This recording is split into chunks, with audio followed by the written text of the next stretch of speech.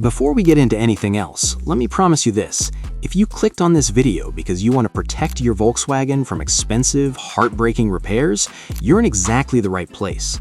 By the end of this, you're going to know the 5 mistakes that quietly destroy VW engines, transmissions, and cooling systems. And more importantly, you'll know exactly how to avoid them. No fluff, no scare tactics, just the real habits that separate the owners who enjoy 150,000 plus miles of smooth driving from the ones staring at 4-figure repair bills wondering what went wrong. Now, let me ask you something honestly. If your Volkswagen developed a serious problem tomorrow, something expensive, something major, would you know whether it was just bad luck or whether it had been building quietly for months because of something you were doing without realizing it? Most VW owners never ask that question, and that's the problem. Because when you see a blown engine, a failed turbo, a slipping DSG transmission, or a warped cylinder head, it almost never comes from one dramatic moment. It's rarely one red line pull or one hot day in traffic. It's usually a pattern, a series of small, repeated habits that felt completely harmless at the time. Habits that other VW owners were doing too. Habits that even felt normal. Today, we're breaking those habits down. We're going through the 5 most damaging mistakes Volkswagen owners make. The ones that shorten engine life, the ones that accelerate wear, the ones that quietly turn a well-engineered German car into a financial burden. And we're going to talk about what to do instead, so your VW stays strong, responsive, and reliable for the long haul. If you drive a Golf, Jetta, Passat, Tiguan, Polo, Arteon, or anything else wearing that VW badge, this applies to you. Some of this might hit close to home. That's okay. Better to recognize it now than pay for it later. Let's start with mistake number 1. Ignoring oil change intervals on a turbocharged engine and treating it like a normal car. This one alone is responsible for more Volkswagen engine failures than almost anything else. And it starts with something that sounds completely reasonable. Your car's service reminder system might tell you that you can go 10,000 miles between oil changes, in some cases even longer depending on driving conditions. The onboard computer calculates based on temperature cycles, load, and driving style. So when you see that number, it feels official. It feels engineered. It feels safe. And technically, under ideal conditions, it can be. But here's what doesn't get emphasized enough. Most modern Volkswagens use TSI or TFSI turbocharged engines, and those engines push their oil through a turbocharger spinning at speeds that can reach 200,000 RPM. That turboshaft isn't cooled by magic, it's cooled and lubricated entirely by engine oil. Oil that over time breaks down. As oil ages, its additive package degrades, its viscosity stabilizers weaken, its ability to handle extreme heat drops. And inside a turbocharger, operating at insane speeds and temperatures, that degradation matters. The damage doesn't happen overnight. That's what makes it deceptive. It happens slowly. Slightly worn bearings, slightly reduced protection, a little more heat stress each time, year after year. Experienced VW technicians see it constantly. Turbos that didn't fail because of one oil starvation event, but because of years of oil that was always just a little too old, just a little too degraded to fully protect those bearings at full boost. And it doesn't stop there. Extended oil intervals also worsen carbon buildup in direct injection engines. The longer oil circulates, the more vapor and blow-by gases pass through the intake system. That contributes to carbon deposits forming on intake valves, rough idle, power loss, misfires. So what's the fix? On a VW in everyday driving, change the oil every 5,000 miles. Use a quality full synthetic oil that meets Volkswagen's 502.00 or 504.00 specification. You'll see those numbers printed right on the bottle. Don't let the long life service reminder push you to 10,000 miles unless your driving truly consists of consistent highway trips with a fully warmed engine every time. Short trips, stop-and-go traffic, cold starts, spirited acceleration, all of that breaks oil down faster than the computer assumes. A $40 oil change every 5,000 miles is the cheapest insurance you can buy. The turbo replacement it prevents? $800 to $1,500. The math speaks for itself. Now, mistake number 2, using the wrong coolant and assuming antifreeze is universal. This one feels even more harmless. You walk into an auto parts store, you see a jug labeled Universal Coolant, it's green, it says it works for most cars, it's cheaper than the OEM stuff, so you top off your reservoir and move on with your day. Except on a VW, coolant absolutely is not universal. VW specifies coolant meeting the G12 Plus or G13 standard. It's usually pink or purple and based on an organic acid technology formula. That formula is chemically different from traditional green silicate-based antifreeze. And when you mix them, they don't just blend harmlessly, they react. The result can be a thick, gel-like sludge forming inside your cooling system. It looks like chocolate milk, and it doesn't flow properly. That sludge settles in narrow heater core passages. It builds inside radiator fins. It interferes with the water pump impeller. It restricts coolant flow and creates hot spots in the engine. At first, you won't notice anything. That's what makes this mistake so dangerous. The reaction happens gradually. The buildup is slow. Months pass, maybe even years.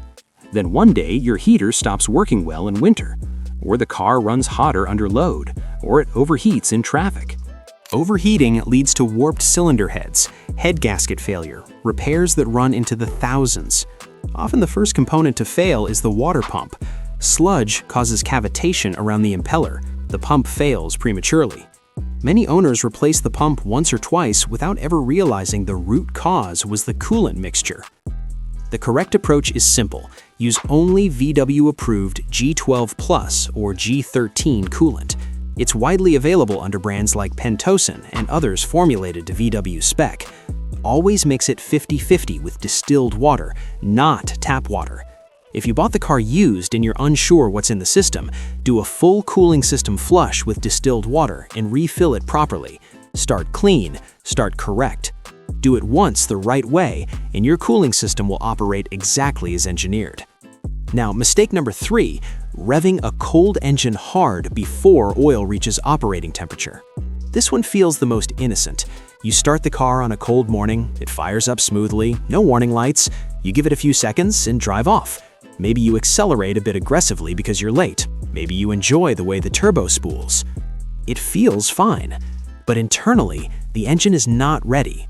When your car sits overnight, oil drains down into the oil pan. On a cold start, that oil is thick.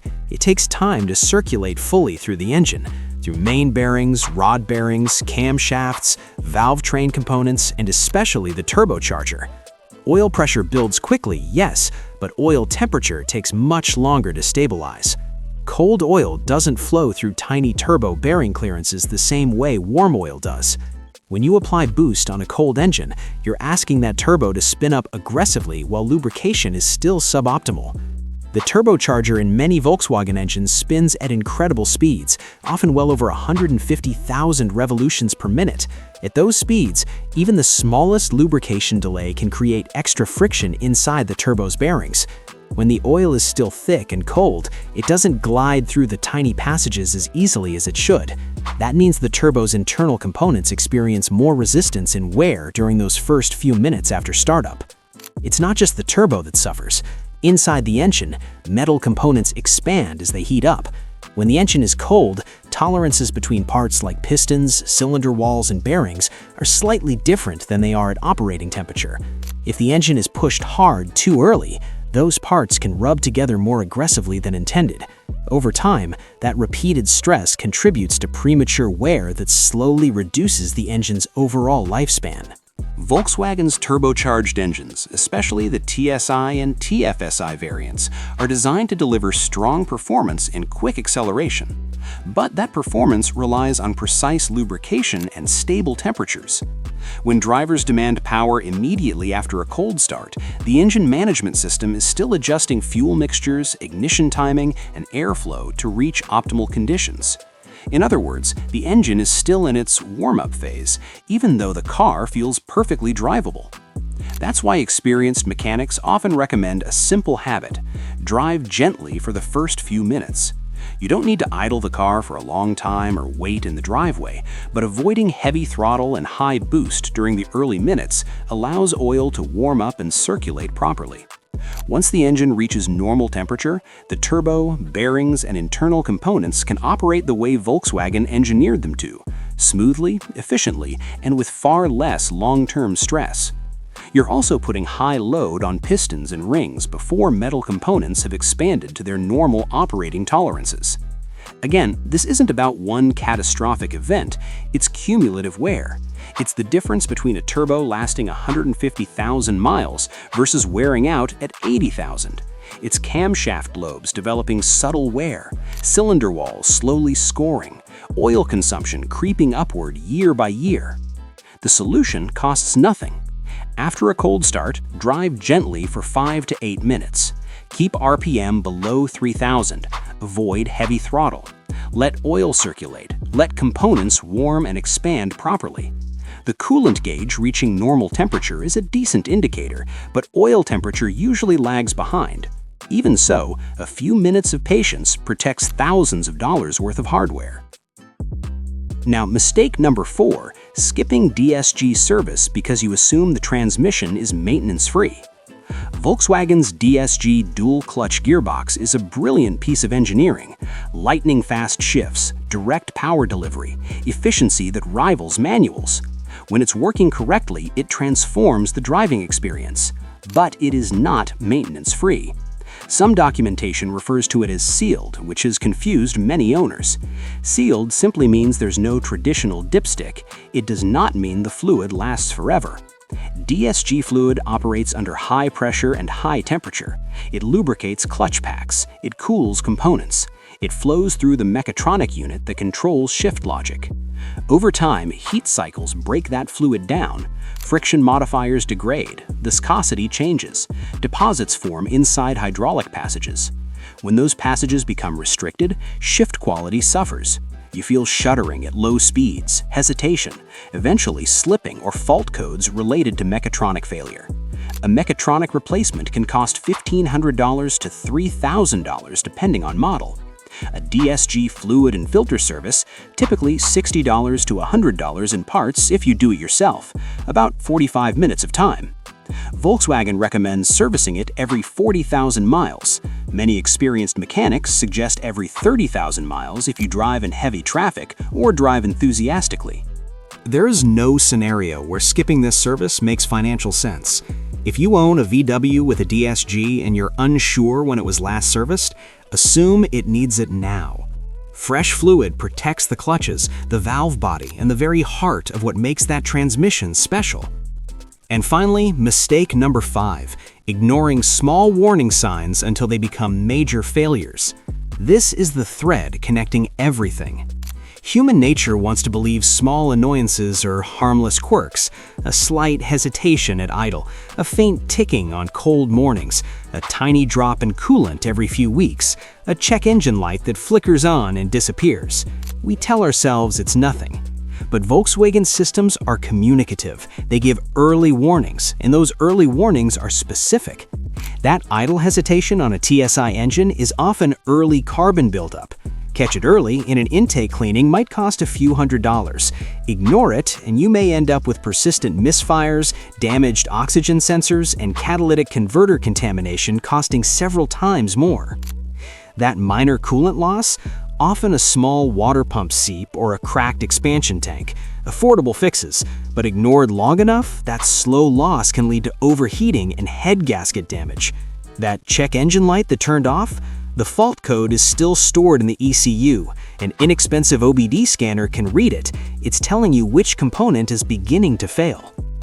Experienced Volkswagen owners build one habit above all: attention. They scan for codes periodically, even without warning lights. They check oil levels between changes. They monitor coolant levels visually. They notice if the car feels slightly different than last week. None of this requires deep mechanical skill. It requires awareness.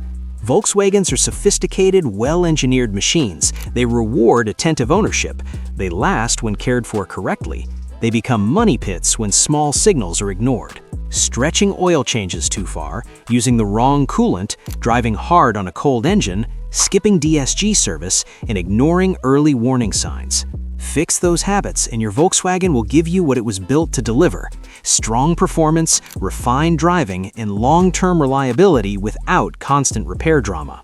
The difference between a Volkswagen that feels solid at 150,000 miles and one that feels tired at 80,000 often isn't luck, it's decisions. Make the right ones starting today.